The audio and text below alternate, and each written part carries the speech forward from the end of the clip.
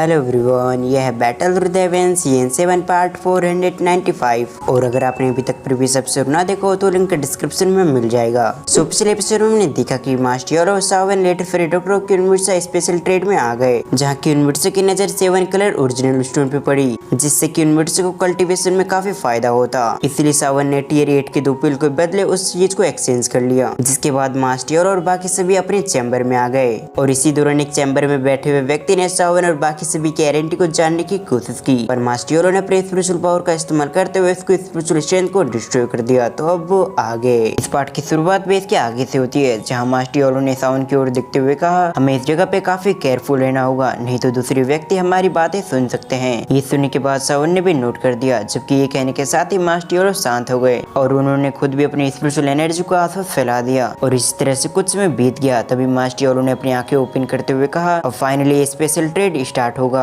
मास्टियोलो के इतने कहने के साथ ही उस जगह पर एक बड़ी सी स्पेस दरार ओपन हो गई। ये महसूस करने के साथ ही सभी लोग सामने की ओर देखने लगे। तभी सीन शिफ्ट होकर हम उस पोर्टल को देखते हैं, जिसके अंदर से एक ओल्ड मैन निकलते हुए कहता है, तो फाइनली सभी लोग आ चुके हैं। ये कहते हुए एक ओल्ड मैन उस क्रैक से बाहर आ गया, जबकि उस ओल्ड मैन को देखने के साथ ही सभी लोग समझ चुके थे कि ये ओल्ड मैन काफी पावरफुल है। जबकि उस ओल्ड मैन को देखते हुए सावन ने अपने मन में कहा, ये तो 9 स्टार डोजू पे है, यानी कि बैंगसेंग से कुछ ही कदम दूर। ये सोचते हुए सावन उस ओल्ड मैन को अच्छे से स्कैन करने लगा और सावन की तरह ही कई सारे लोग उस ओल्ड मैन को स्कैन कर रहे थे। तभी मास्टियोलो ने सावन को बताया कि ये old man reflecting treasure mountain का माउंटेन चीफ है और इसकी ताकत 9 स्टार डोजू की है, जो बैंगसेंग से कुछ ही कदम दूर है। और इसे सभी लोग ओल्ड मैन बॉक्सेंग कहते हैं, जिसने पिछले कई सालों में कई रेड ट्रेजर को देखे हैं, जिस वजह से इसकी आई साइट काफी अच्छी हो चुकी है, इसलिए काफी आसानी से रेड ट्रेजर को पहचान जाता है। और जब हम दोनों आपस में मिले तब तक वो एक काफी पावरफुल एक्सपर्ट बन चुका था। साथ ही इसके लेवल को देखकर ऐसा लगता है कि इसने काफी अच्छे से ट्रेनिंग किया है, इसलिए अब ये डाउजू के पीक पे आ चुका है। ये सुनने के बाद सावन और बाकी सभी सरप्राइज हो गए, क्योंकि इतना पावरफुल होने के बावजूद ये सिर्फ इस जगह पे ऑक्शन करने के लिए आया है। भले ही सावन और बाकी सभी जानते थे कि ये स्पेशल ट्रेड है, लेकिन इसके बावजूद वो सभी काफी सरप्राइज हो गए थे। और फिर से सीन शिफ्ट होकर उस ओल्ड मैन को देखते हैं, जो सभी की ओर देखते हुए स्मेल कर रहा था। पर तभी उस ओल्ड मैन ने अपनी बातों को कंटिन्यू करते हुए कहा, अब जबकि सभी लोग आ चुके हैं तो मैं अपने ऑक्शन को शुरू करता हूँ। ये कहने के साथ ही उस ओल्ड मैन ने एक बार फिर से अपने पावर का इस्तेमाल किया, जिस वजह से एक बार फिर उस जगह पे स्पेस टाइमलाइन पोर्टल क्रिएट हो गया, जिसके अंदर से एक विंग्स निकला। उस विंग को देखने के साथ ही सावन सरप्राइज हो गया। तभी सावन ने सरप्राइजिंग आवाज में कहा, ये तो डीमन फिनिक्स विंग्स है, जिसे बनाने के डीमन फिनिक्स की बॉडी की जरूरत होती है, तभी जाकर ये विंग्स क्रिएट हो पाते हैं। पर ऐसा जो भी व्यक्ति करने की कोशिश करता है, उसे डीमन फिनिक्स के ट्रैप के लोग बिल्कुल भी नहीं छोड़ते।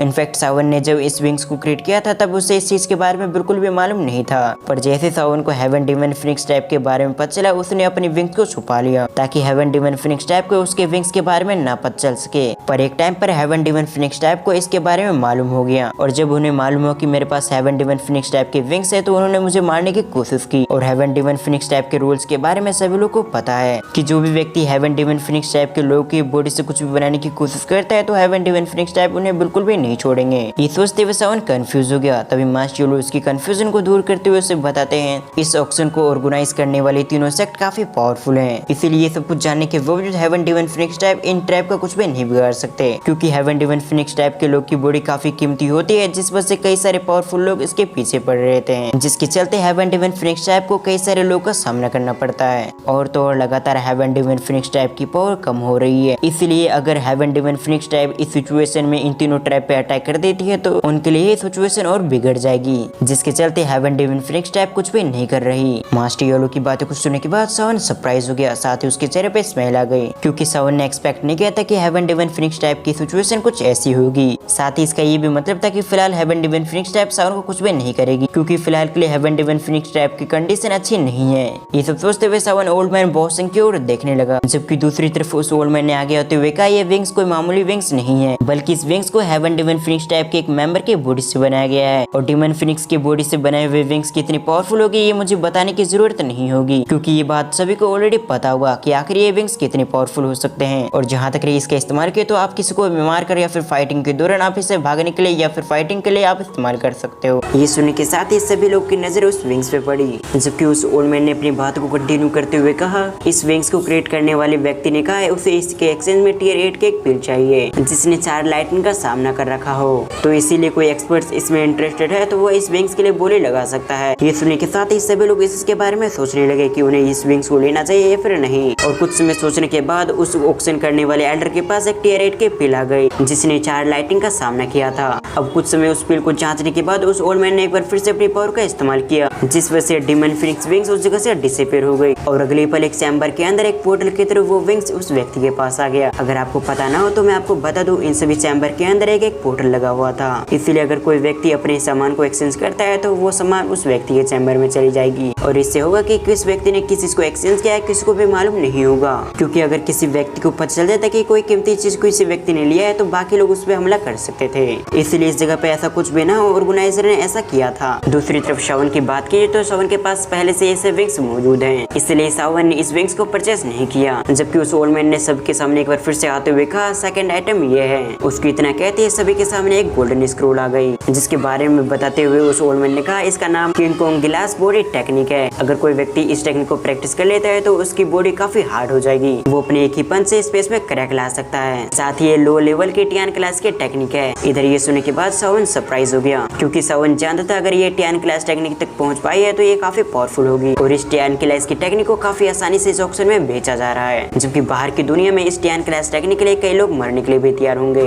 उदाहरण के तौर पर सावन की great heaven creation pump technique, जो एक टियान क्लास की टेक्निक है और इस टेक्निक के बारे में जब लोग को पता चला था तो लोग इस टेक्निक को हासिल करने के लिए मारने के लिए भी पूरी तरह से तैयार थे। In fact great heaven creation pump technique को हासिल करने के लिए कमजोर व्यक्ति भी ताकतवर व्यक्ति से भिड़ चुके थे, पर काफी मुश्किल से सावन को ये टेक्निक मिल गई। जब सावन इन सभी चीजों के बारे में सोच रहा था तब उस ओल्ड मैन ने सभी को बताया इस टेक्निक का ओनर चाहता है कि इसके बदले में उसे एक लो लेवल का दूसरी टियान क्लास की टेक्निक चाहिए या फिर इस टियान क्लास टेक्निक के बराबर कोई पिल चाहिए, जिसके बाद ही वो अपनी टियान क्लास टेक्निक को एक्सचेंज करेगा। दूसरी तरफ कुछ लोग को इस टेक्निक के बारे में सुनकर काफी दिलचस्पी आ चुकी थी, इसीलिए जिस व्यक्ति को इस टियान क्लास टेक्निक में दिलचस्पी था उसने अपनी टियान क्लास टेक्निक को आगे कर दिया, जो चैम्बर के पोर्टल के थ्रू टेलीपोर्ट होते हुए उस ओल्ड मैन के सामने आ गया। ये सुनने के साथ ही उस ओल्ड मैन के चेहरे पे हल्की सी स्माइल आ गई। इसके अगले पल उस ओल्ड मैन ने चारों टियान क्लास टेक्निक को स्कैन करने के साथ एक टेक्निक को सिलेक्ट कर लिया। इसके अगले पल king Kong glass body technique इस जगह से टेलीपोर्ट होते हुए एक चैम्बर में आ गया, जबकि इस टेक्निक का नया ओनर ये देखने के साथ ही काफी खुश हो गया, जबकि बाकी लोग की टेक्निक उस जगह से डिसअपीयर होते हुए उनके पास वापस आ गया। इससे वो लोग थोड़ा सा निराश हो गए, जबकि उस ओल्ड मैन ने सब कुछ नजरअंदाज करते हुए अपने ऑक्शन को आगे कंटिन्यू रखा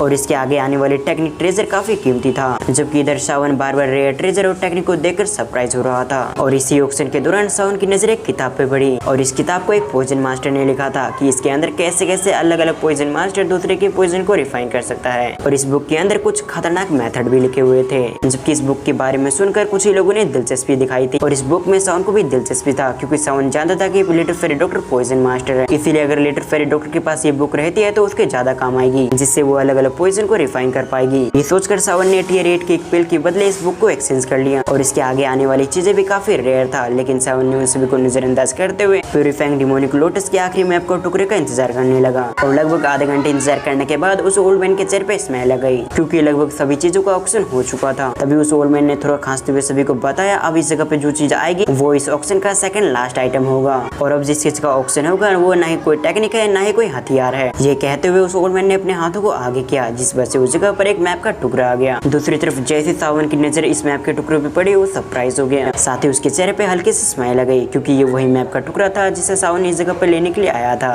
तभी सीन से टुकड़े उस ओल्ड मैन को देखते हैं जो उस मैप को आगे करते हुए सभी को बताता है इस मैप के टुकड़ों को हमने काफी अच्छे से जांचा, जिस वजह से हमें मालूम है ये प्यूरिफाइंग डिमोनिक लोटस तक पहुंचने का रास्ता है, यानी कि साफ शब्दों में कहा जाए तो उस मैप का टुकड़ा है। आपको ये वीडियो कैसी लगी आप मुझे कमेंट करके जरूर बताएं, और अगर आप इस सीरीज का नेक्स्ट पार्ट देखना चाहते हैं तो इस वीडियो पे 1K लाइक कंप्लीट करें। सो वीडियो को फुल वॉच करने के लिए थैंक्स फॉर वॉचिंग।